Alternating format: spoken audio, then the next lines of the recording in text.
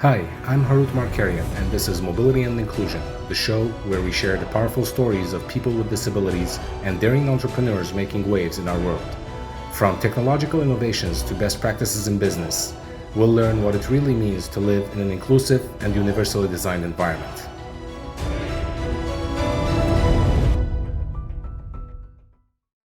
Welcome to a new episode of Mobility and Inclusion. I am your host, Harout Markarian, and I am joined today with Steve Sims.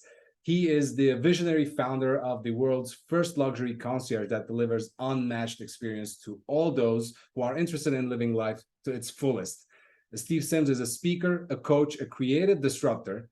He is a podcast host and the speakeasy host that I am looking forward to attending on the 17th and 18th of October of this year.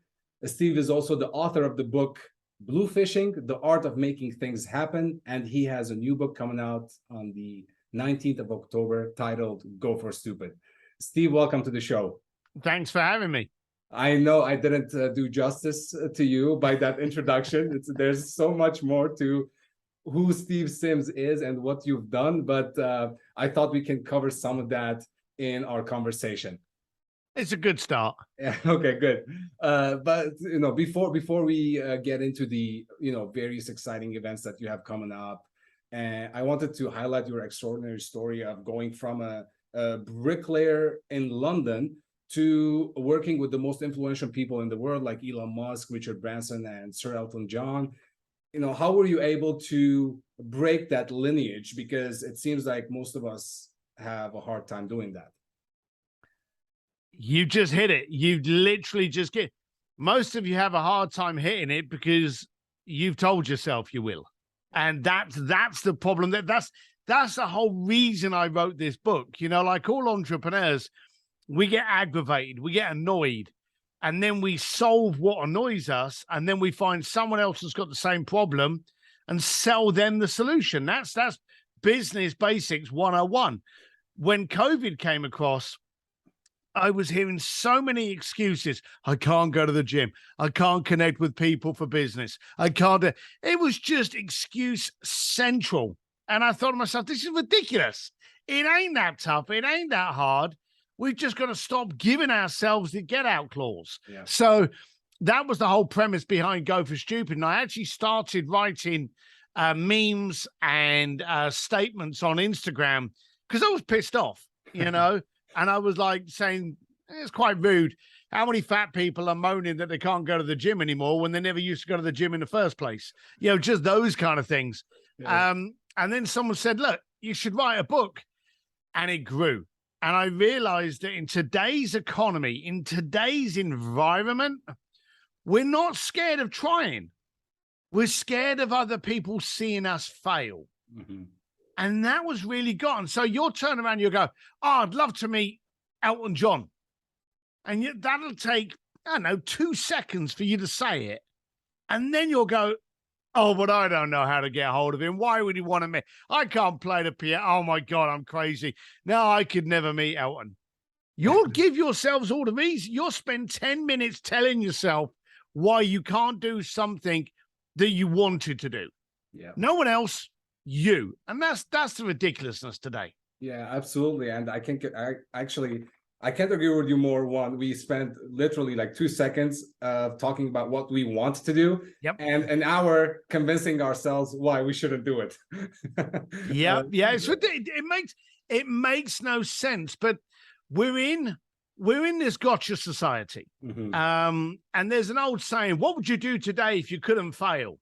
Well, I don't want to do things, and this is going to sound stupid, I don't want to do things that don't fail, because all of the education comes from failure. Absolutely. You don't become educated when things win. Those rich people that are rich because they won the lottery, they don't know how to get rich. They won the lottery. Someone that's been bankrupt 3 times, has lost 4 companies, and is now a billionaire. Think of all the wealth of knowledge that person has. Yeah. That's true education. Okay. So for me, I want to do things. I want to grow. But here's the daft thing. What would you do today if you weren't frightened of someone laughing at you? And that changes your entire frame set. you think about it today, we've got Americans' funniest videos, we've got TikTok reels. We love seeing someone trip up.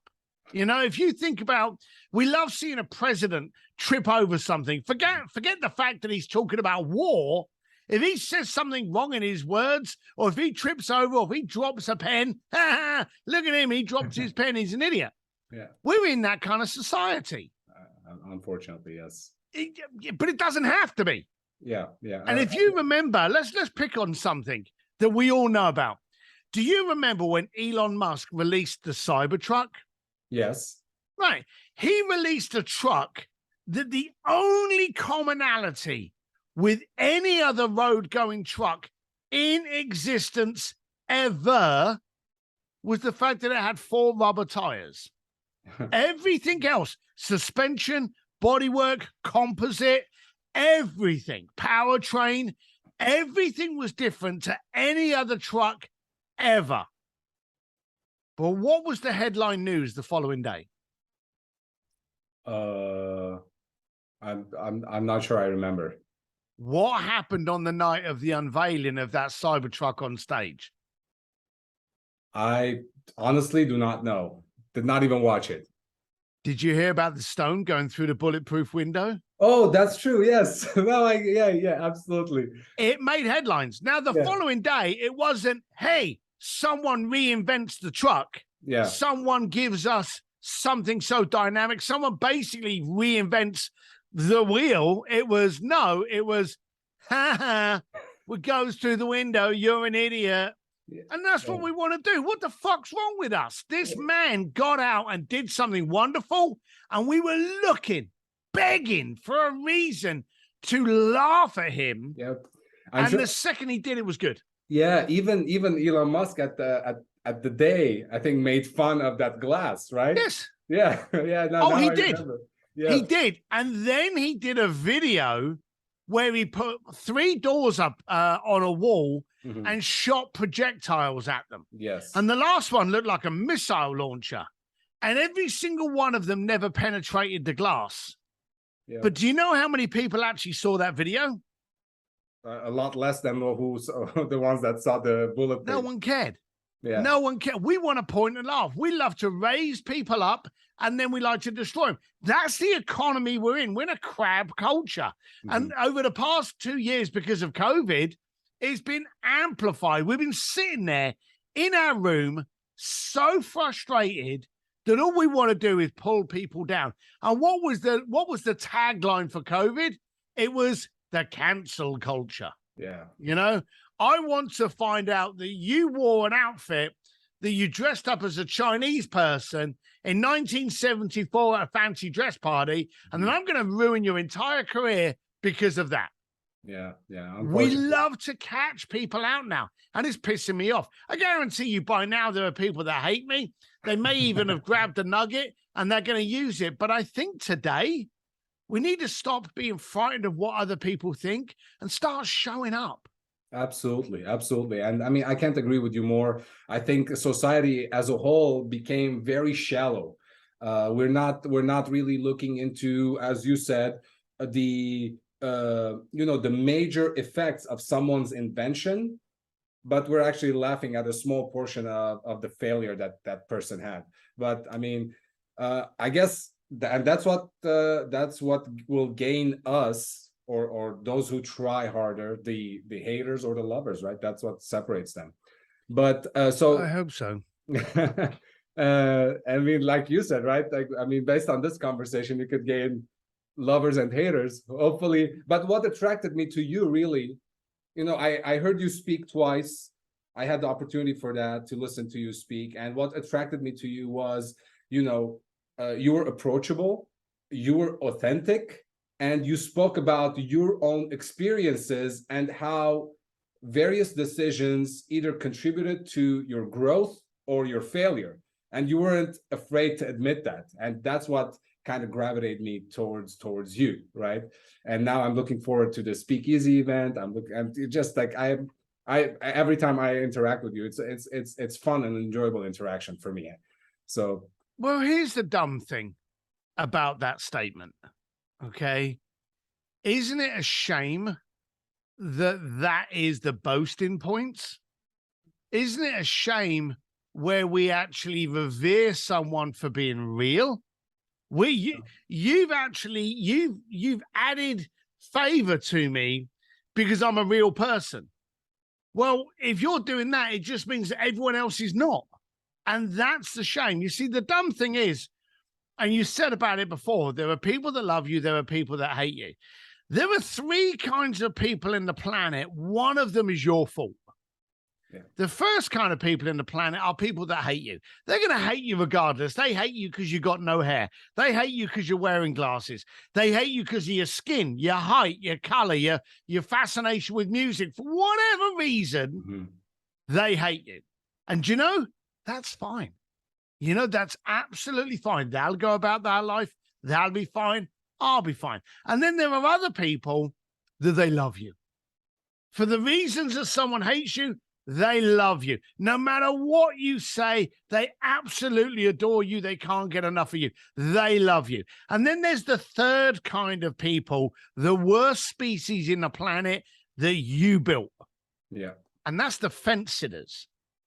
Now, you're in business. You're trying to do business. You're trying to look good, sound good, write good. You've got all of these kind of things that you're doing that is changing who you actually are. And so all of a sudden, all those people around you, they're going, well, I'm not quite sure what he's like. You know, I'm not picking up on, is he real? Is he not real? And so they're fence sitters. Yeah.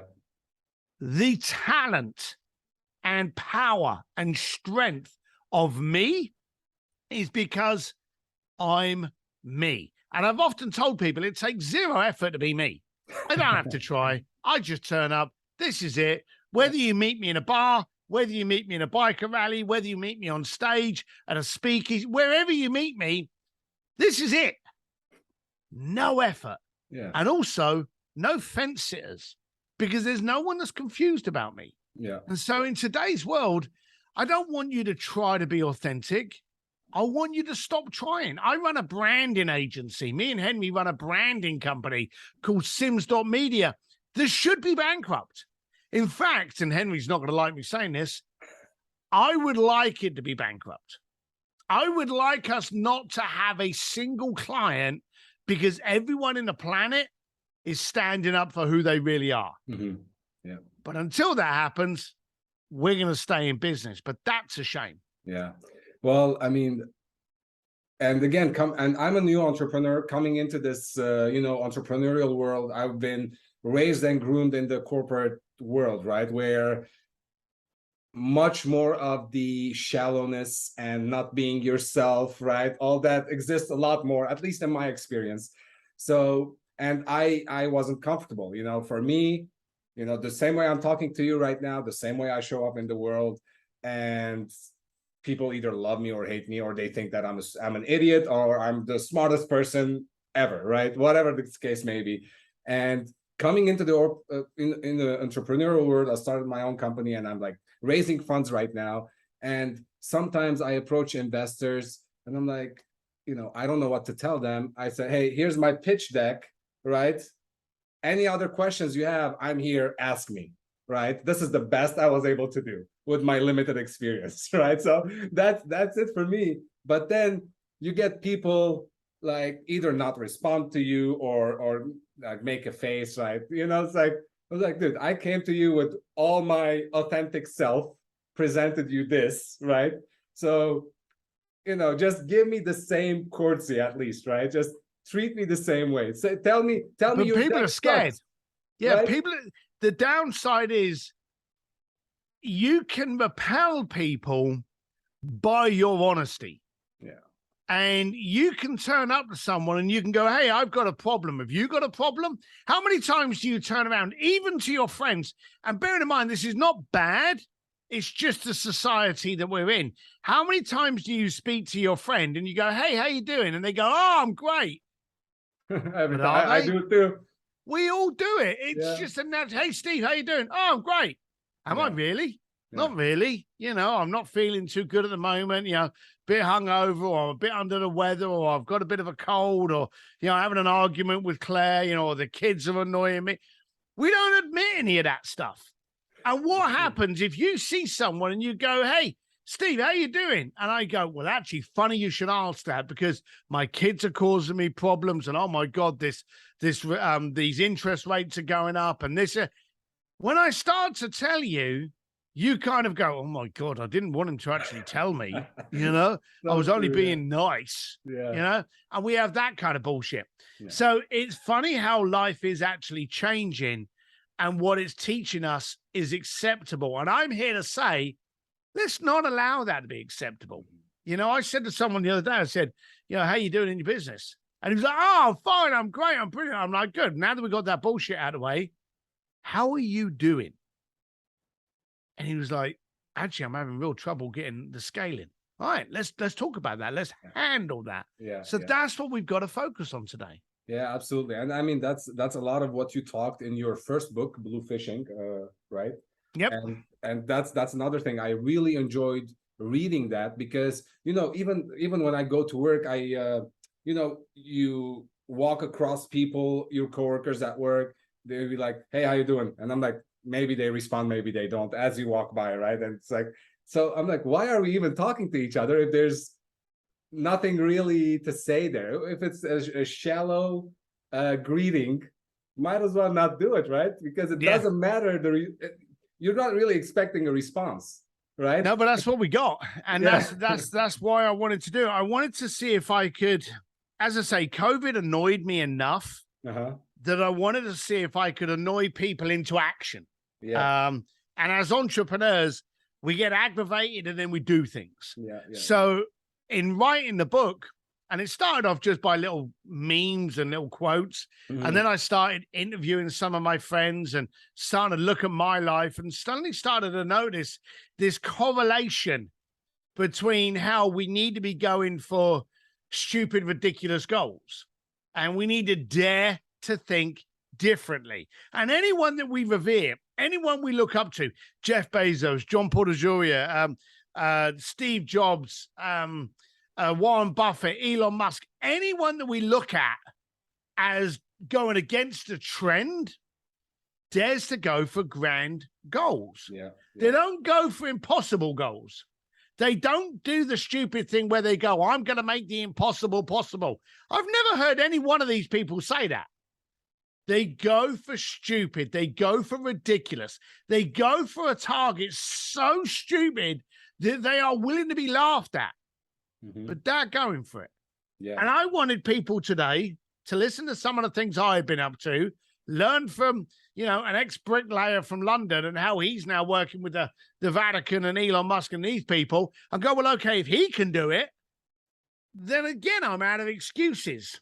So what's the tactics? And that's what I wanted to run through with him basically putting this whole book together to go for stupid. So I'm hoping it's going to aggravate people to be willing to be real, willing to be giggled at and not worrying about it. Because those people that giggle at you, like I've got up on stage and I've said things and people have gone, oh, and they've giggled.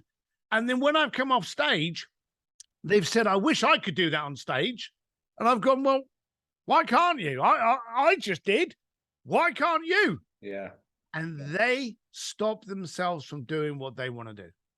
Absolutely. And you know why what I admire about your work, you're consistent, right? So everything I know about you, or the little that I know about you, from our limited interactions, from me being on your website, from just our conversation right now, from me reading your book,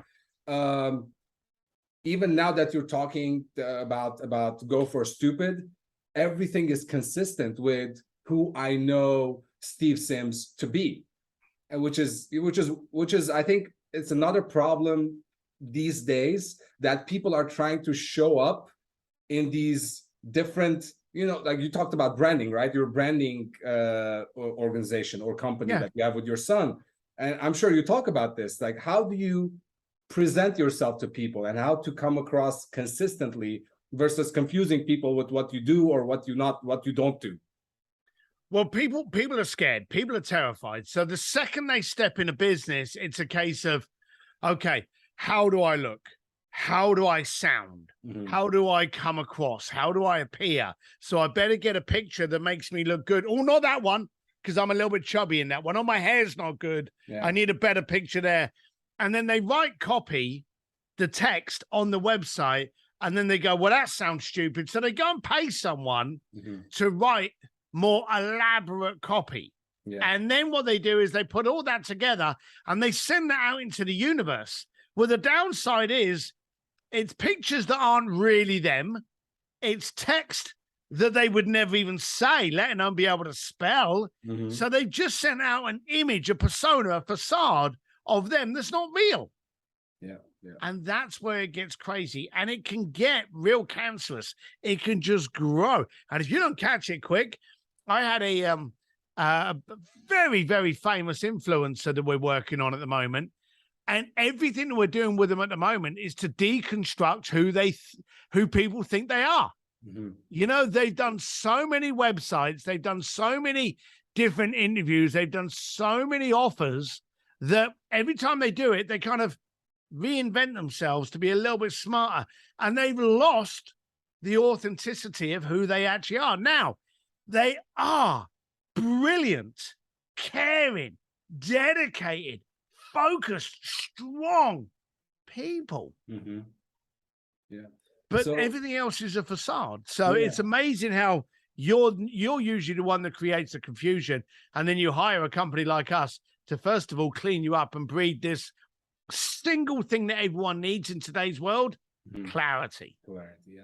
Yeah, and I heard you speak a lot about clarity, but to your point about, you know, appearing in different media outlets and different podcasts, you know, basically if you're an influencer, you're out there a lot. So how much of your representation has to do with you versus how much or what percentage of that is represented by the media? So what's that in your experience? Like, what's that percentage like? So there was a friend of mine in Hollywood that says, never believe your own press. But the press is an animal, and the media is a drug that so many people want. And there's always a fear that they will actually believe it. So you've got to be really strong in realizing that you are who you are, you stand for what you stand for, and you've got to, and here's the key, show up. Now, if you've got social accounts, look at them and go, is that me? If I showed my mum my social account, would she recognize her son? Or would she go, oh, you know, why are you doing that? Oh, you don't usually wear that suit. Ooh, I didn't think you liked cars. Why are you leaning up against that car?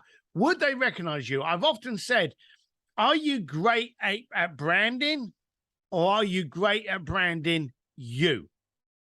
That's the key. We want people to be them. We want to have that interaction with real people. And here's the thing. Today, we're getting less of it. Siri, Alexa, Amazon, all of these transactional companies, you bark an order, you get it. Today, we're losing the ability to communicate, but we're still human beings. You will still walk past a bush, and if it rustles, you'll still be on guard. You have these instincts. You're still an animal. That hasn't progressed in thousands of years, and it's not gonna. You see a pretty girl, a pretty guy, you see whatever you like, and you go, yeah, we're animals. And as animals, the sole single focus of an animal is to get involved in a pack it can relate to. That's why we have Facebook groups. That's why we have friend groups.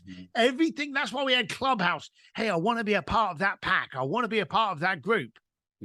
But if we're not able to communicate, we're losing our ability to make a judgment as to, is this a good group I want to be in? Because let's be honest, how many groups have you joined that have been a waste of time? Oh, a lot. Yeah. But the good thing is your aggravation has meant that you've continued to do it to find the group that works for you. Absolutely. That's what I wanted to do. I wanted to be able to put a group together so that it would be a group that I wanted to be part of, that I could also help people fail, fall over, scuff their knees, make mistakes, and be willing to be laughed at, so we can turn around and go, hey, We're going to laugh at you inside our group, but we're never going to allow outside people to do it. Yeah. We're here to support you. We're going to take the piss. We're going to have a laugh. We're going to be comrades, and we're going to support each other so that when you're out there, you're powerful. Yeah. That's amazing. And, you know, speaking about fear of failure and stuff like that, and that's another thing from your book, you know, the worst thing in the world is not that you'll try something and get knocked down or laughed at. The worst thing that could happen is to be exactly in the same spot a year from now. Terrifying. And that for me is really terrifying. And, you know, a couple of years back, actually right before the pandemic, when I first had my 2 kids, I looked at myself and I'm like, what future am I promising my 2 children and my wife, right? And I didn't want to be the person that was 2 years ago, right? So that's why I started, you know, doing things differently. I can't really say that I'm successful at it yet, and I don't know when I'll be at that level, but at least I'm trying new things, right? Like you said, you know, you insert yourself into these different groups till you find the right one where everyone's supportive of you and you're supportive of them. So that resonates a lot with me. Let's do a little segue. Why did the Forbes call you the real life Wizard of Oz? Oh, that was a really tough morning. It really was. So for years, I was probably the most connected person in the planet that no one ever knew. You know, I was the guy at the back of the room, you know, in different parties all over the planet. You had no idea who I was. You know, people thought I was the security. I had some guy once hand me the keys thinking I was in charge of the valet guy. And he'd actually walked into the party and still had his keys. He's like, oh, I'm sorry. There you go. Can you hand those to the valet? And I was like, yeah, okay. And I did actually handed them to the valet people. So then one day I got the chance of an article and I took it, and it was with Forbes, and Forbes wrote like this 8-page article on me with Richard Branson and a whole bunch of other people. And overnight, my anonymity was gone. You know, anyone that worked with me, most people that worked with me stayed with me. Some of those people didn't want to work with me anymore because they didn't want people realizing that it was me that was making them interesting rather than them. So I lost a few clients, but the real key was I woke up one morning, I was living in Florida at the time, and this guy phones me up and he's like, hey, Wizard. And I'm like, what? And he's like, Wizard of Oz, the wonderful Wizard of Oz. And I'm like, what the hell are you going on about, man? He's like, you know, you're the Wizard of Oz. I'm like, you're annoying me and losing me. What are you talking about? And he's like, dude. And he texts me this article, and it was in Forbes. And there I am, you know, the Wizard of Oz. I'm like, shit. And I was so mortified because the Wizard of Oz, he's this grumpy little fella that hides behind a curtain. You know, he's a fake. He's a fraud, you know. And it really annoyed me that I thought, shit, Forbes are calling me that. Now, the article was not. It was the real life Wizard of Oz, the man that makes magic happen. And it was a very, very good article for me. But it actually bothered the hell out of me until the day went on, and then everyone loved it. And so ever since then, I've been called the real life Wizard of Oz. That's an awesome story. It's amazing, like how sometimes the titles you know, give some idea that you already know about that might not be to your liking, but then the content of it is like a whole new picture of what you truly are and what you truly want other people to see you as. Yeah, it was I had no control of it, but I was very happy it came out. Yeah, that's amazing. That's awesome. So all right, back to the Go for Stupid. Who should read this book? Who is this book for? All right, so who should read it? Everyone that's aggravated. Okay, that's the first statement. If you're happy in your life, you don't want to make any more of yourself, but let's be serious, they wouldn't be listening to this podcast in any case. Yeah. So it's anyone that's aggravated to actually get to the next step. How can you get out of the way of yourself? How can you eliminate your boundaries? How can you eliminate what you're terrified of and to actually dare to go for stupid? It's going to give you the tactics. It's going to give you the stories of how you can actually start setting ridiculous goals and achieving them. If someone wants to make $1 million, go for 5 and fail and make 3. Yeah. That's the way it should work. Never go for what you can achieve. What the hell do you know you can achieve? Yeah. Go for what is ridiculous. Go for what will be willing to be laughed at, and set your standards. And standards is a big running theme of this book, of how to adopt better standards, so have people rise to you and not you go to them. So do you recommend standards? Actually is another thing that you keep talking about in your keynote speeches too, so I recognize that as well. So do you recommend people reading the blue fishing book first to get acquainted, or they can just pick up the new one? I don't, they're not the same. It's not a sequel. These are 2 different sections. One is now telling you, because when blue fishing came out, it was part memoir, part education. And you've read it, so you know that. Yes. I actually thought it'd be a flop, because I thought to myself, well, what I do, everybody does. Until I realized, no, they don't. Now, I couldn't understand that, because what I did wasn't hard. You know, I just did it. Yeah. And then I realized how scared people were. So this book really is about how to get over that fear. If you're in business, you already know running a business is hard. So how can you make it more pleasurable? How can you scale it? And how can you amplify your message to make it easier and make it more profitable? So no, you don't need to buy blue fishing first. Hey, I'll be happy if you do. But on the 18th of October, you can buy Go for Stupid. You can buy it on Amazon, or you can visit stevedsims.com. Or here's a little thing for you. If you text the word Sims, SIMS, to 33777, you'll be the first one to know when it's available on Amazon to purchase. Awesome. There you go. Just text Sims, SIMS, to 33777, right? Correct. And you're going to, when you get the book, there's a little secret that you're going to enjoy. When you open the book, there's a little QR code in there that when you scan it, you're going to be happy you did. Cool. And are we allowed to ask what's going to happen when they scan the code? Or you can ask, but I'm not going to tell you. That's a surprise for you. So, hey, if I, I read a lot of your materials. I read your obviously blue fishing book. I can't wait to read the Go for Stupid one. And I think it's so much time-wise. I think it's appropriate for me that I read the blue fishing book, and that now I'm I'm looking forward to reading the Go for Stupid. What about the Speakeasy event? Can people still sign up to that? I think we've got about 8 tickets left. Okay. We always cap them off at around 40. And then we have some special guests, so they bring some of their guests, but it's always a small group. There is some tickets left. The beautiful thing about the Speakeasy, as you know, is you don't even know where it is. No. Yet you've grabbed a ticket. Yep. We always we like to mess with people's heads. We like to get them slightly uncomfortable before we provide an amazing experience that solves your problem. So yeah, there's 8 tickets left. It's in Hollywood. You can go to stevedsims.com, look up on the top, it'll say Speakeasy, click on that. And if you want to get a little bit of an idea of what we do, go beneath that, and there's a little link there that says, what is a Speakeasy? And it'll give you an idea of the kind of things we've got up to. Awesome, awesome. Anything else you'd like to share that I forgot to ask you? No, but I want people to start. I want people to be successful. That's the only thing I care. I'm trying to do something to make the world a better place and to be the kind of world that I want to live in.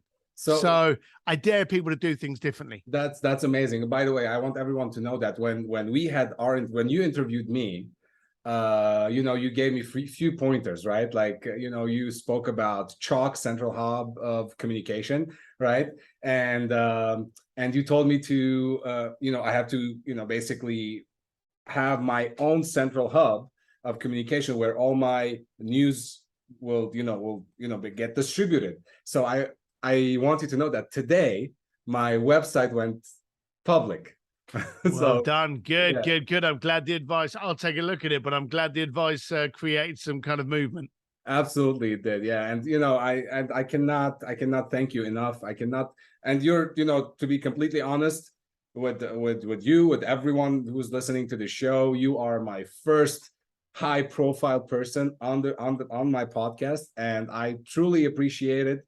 It really means a lot to me to have you on the show, to have this genuine interaction and conversation, and which has been always there every time I interacted with you. So I thank you so much, and I can't wait to see you in October. I look forward to seeing you, and thanks for having me.